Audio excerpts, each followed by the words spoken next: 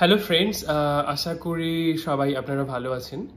তো কিছুদিন আগে একটা অনলাইন এডুকেশন প্ল্যাটফর্মে আমি একটা প্র্যাকটিক্যাল ক্লাস নিই। তো এই ক্লাসে কিভাবে লিকুইড নাইট্রোজেন দিয়ে আইসক্রিম বানানো যায় সেটাই দেখিয়েছিলাম। তো ওই প্র্যাকটিক্যাল ক্লাসেরই একটা পার্ট আজকে আপনাদের সাথে শেয়ার করব। আশা করি খুব ভালো লাগবে ভিডিওটি আপনাদের।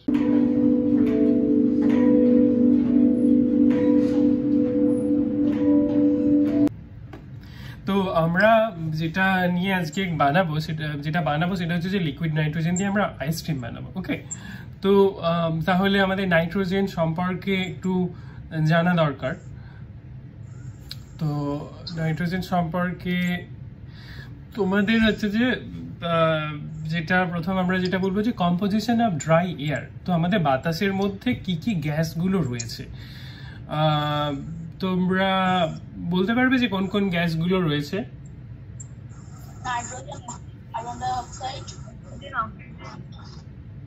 রাইট, নাইট্রোজেন, অক্সিজেন শুনলাম, কার্বন ডাই অক্সাইড শুনলাম, কোনো other gas? Hydrogen, right. Anything else? Methane, right. Good, তোমরা অনেক গ্যাসের নাম জানো, দ্যাটস গুড। এবার বলতে পারবে যে কোন গ্যাসটা সব থেকে বেশি পরিমাণে থাকে? ইয়েস, নাইট্রোজেন সব থেকে বেশি পরিমাণে থাকে। তো এই যে একটা চার্ট দেখাচ্ছি, নেক্সট স্লাইডে দেখবে যে আমাদের 80% গ্যাসই হচ্ছে যে নাইট্রোজেন। বাতাসে সব থেকে বেশি পরিমাণ যে গ্যাসটা থাকে সেটা হচ্ছে যে নাইট্রোজেন। তো কালকেই কিনেছি দুধটা, এর মধ্যে হচ্ছে যে আমরা একটু চিনি দেব। চিনির মধ্যে কি থাকে কেউ জানো? হ্যাঁ, বলো। Carbon, hydrogen, oxygen. এক্স্যাক্টলি, এটা একটা অর্গানিক কম্পাউন্ড। এটাকে বলে, যেটা থাকে যে কেমিক্যালটা মেন থাকে, যেটা বলে সুক্রোজ। ওকে, একটু চিনি দিচ্ছি। চিনিটা একটু তোমরা যে চিনি দেখে থাকবে সেটা একটু হোয়াইট, এটা আর কি টোটালি রিফাইন্ড চিনি নয়। সুক্রোজের সাথে সাথে কিছু মিনারেলও রয়েছে, একটু টকও হয়, একটু সল্টি হয়, নট টক। তোমরা জানো নাইট্রোজেন এমনিতে গ্যাসীয় পদার্থ ঘরের তাপমাত্রা এবং প্রেসারে, কিন্তু এটাকে যখন টেম্পারেচারটা খুব কম থাকে এবং হাই প্রেসারে এই নাইট্রোজেন গ্যাসই কিন্তু তরলে পরিণত হয়। কিন্তু হচ্ছে যে এই তরল নাইট্রোজেন বা লিকুইড নাইট্রোজেনের টেম্পারেচার খুব কম, -196 ডিগ্রির কাছাকাছি, 77 কেলভিন। তো এই যেহেতু এই টেম্পারেচার এত লো, যখনই আমরা ঘরের তাপমাত্রায় আনবো ওটা বাষ্পীভূত হতে শুরু করবে, এবং বাষ্পীভূত যখনই হবে পরিবেশ থেকে লিন তাপ সংগ্রহ করবে।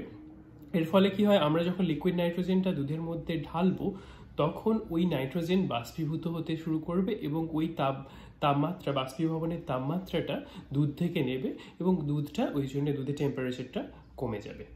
এবং যখনই ওটা কমে যাবে তখন ওটাকে যখন ব্লেন্ডার দিয়ে আমরা ভাঙবো, স্মুথ করব, তখন আইসক্রিম তৈরি হবে। অলরাইট, তো দুধের মধ্যে কি কি থাকে জানো Deepam? Protein, hydrogen, protein, vitamin. Exactly, protein, vitamin এগুলো থাকে। ফ্যাট থাকে, কিন্তু ম্যাক্সিমাম যেটা থাকে হচ্ছে যে জল।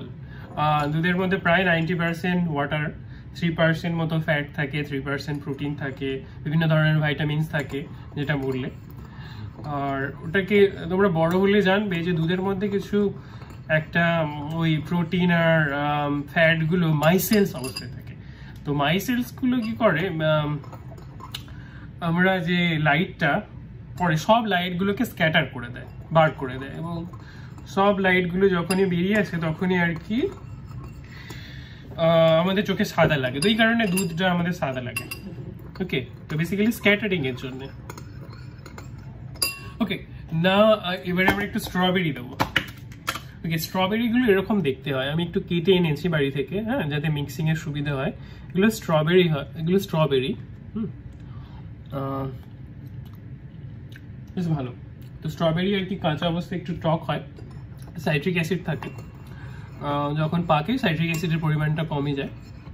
তো স্ট্রবেরি দিলাম। ওকে,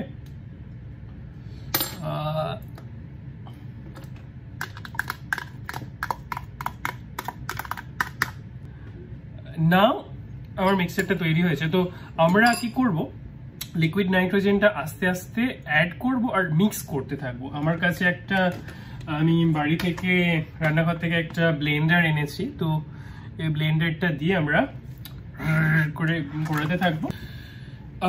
এবার আমি হচ্ছে যে আমাদের মেইন পার্ট, আজকের রান্নার মুখ্য যেটা অতিথি, লিকুইড নাইট্রোজেনটাকে বার করব। তো আমি আমার ল্যাব থেকে, এটাকে বলে, এটা বেসিক্যালি থার্মোফ্লাস্কের মতো, ডিওয়ার বলে, ডিওয়ার ফ্লাস্ক। তো ওই ফ্লাস্কটার মধ্যে আমি কিছু লিকুইড নাইট্রোজেন নিয়েছি। এবার তোমাকে যেটা বলছিলাম আগে, সেফটি ইজ ভেরি ইম্পর্টেন্ট। ওকে, তো আমি একটু গগলস পরছি, ওকে, যাতে ছিটকে না পড়ে। এবার আমি একটু গ্লাভস পরবো। তো আমি তোমাদেরকে বলেছিলাম যে কোনো ধরনের এক্সপেরিমেন্টের জন্য safety is very much important.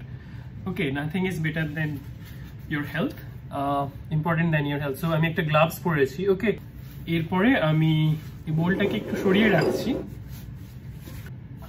একটু অল্প করে নিচ্ছি যাতে আস্তে আস্তে ঢালতে পারি।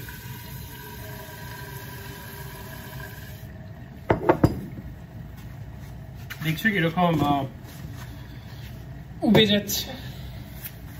ওকে, now I am slowly adding, আস্তে আস্তে লিকুইড নাইট্রোজেনটা আমি অ্যাড করব আর ব্লেন্ড করব। ওকে,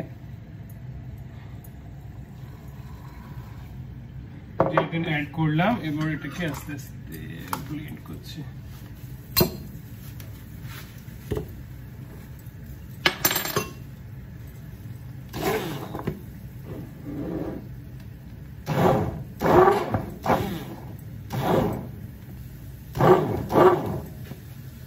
আবার একটু অ্যাড করছি লিকুইড নাইট্রোজেন।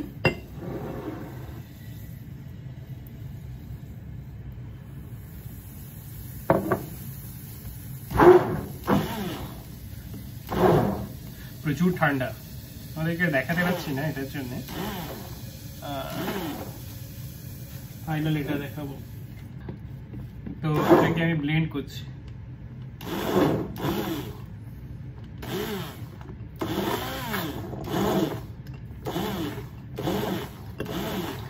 ওকে, নর্মালি কি হয়, দোকানে যে আমরা আইসক্রিম বানাই, তো সেখানে আইসক্রিম মিক্সচারটাকে ওভারনাইট একটা সারা রাত একটা ফ্রিজের মধ্যে রেখে দেওয়া হয়, তারপরে টেম্পারেচারটা আস্তে আস্তে কমতে থাকে। যেহেতু আমরা লিকুইড নাইট্রোজেনটা দিচ্ছি, হঠাৎ করে টেম্পারেচারটা কমে যায় এবং শক্ত হয়ে যায়, এবং সেই জন্য আমাদের ব্লেন্ডারে করে ওটাকে স্মুথ করতে হয় এবং ওটা আস্তে আস্তে ঢালতে হয়, যাতে বেশিক্ষণ ধরে লিকুইড নাইট্রোজেনটা দুধের সংস্পর্শে থাকে, পুরোটা না বাতাসে উবে যায়, এবং এই প্রসেসটা খুব এফিসিয়েন্ট হয়। একটু লিকুইড নাইট্রোজেন দিয়ে এটাকে একটু সলিড করে নিতে হবে। This is the part. আমার মনে হয় 2-3 মিনিটের মধ্যেই হয়ে যাবে।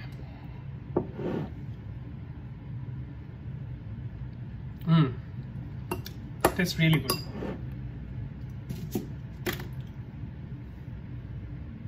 আর অল্প আমার কাছে লিকুইড নাইট্রোজেন রয়েছে, তো maybe this is the last.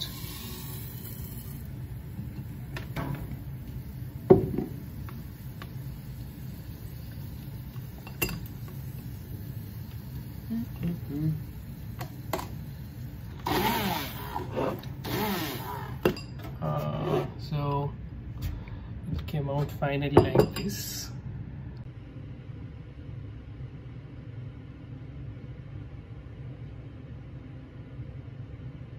Ice cream কিন্তু খুব ভালো হয়েছে। আমরা খুবই বেসিক ইনগ্রেডিয়েন্টস ইউজ করেছি, দুধ, চিনি, স্ট্রবেরি, অনেক কিছু দেওয়া যেতে পারতো, নাটস, চকলেট এটসেট্রা, কিন্তু আমি খুবই বেসিক ইনগ্রেডিয়েন্টস দিয়েও খেতে খুব ভালো হয়েছে। আইসক্রিমটা খুব স্মুথ হয়েছে। কেমন লাগলো ভিডিওটি আমাদের জানাবেন। এই ধরনের ভিডিও ভালো লাগলে আমাদের চ্যানেলটিকে শেয়ার এবং সাবস্ক্রাইব করবেন। পরে আবার কখনো দেখা হবে। Bye bye.